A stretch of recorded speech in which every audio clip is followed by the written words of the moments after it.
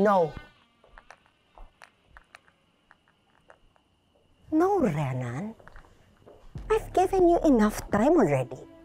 Wala na akong extension pa na maaaring ibigay sa'yo. Kailangan mo nang mabayaran yung utang mo sa akin. Look, you don't need to rush me, Patricia. Di ko naman tinatakbuhan yung utang ko sa'yo eh. It's just that I owe other people money too. Okay? Nagkasabay-sabay lang talaga lahat na naniningil sa akin eh. Hindi ko alam. Hindi na ako maganda ugaga kung sino unahin ko. But I'll pay you. Okay?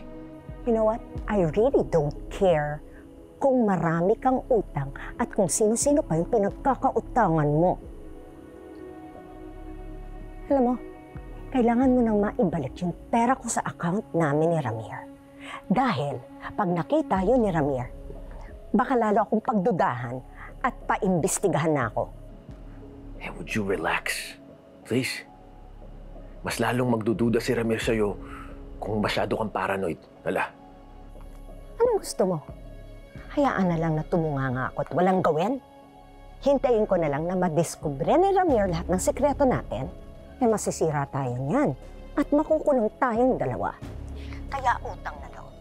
Pwede ba?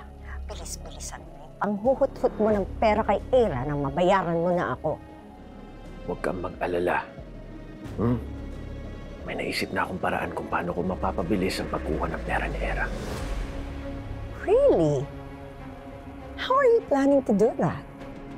Just trust me. I know what I'm doing.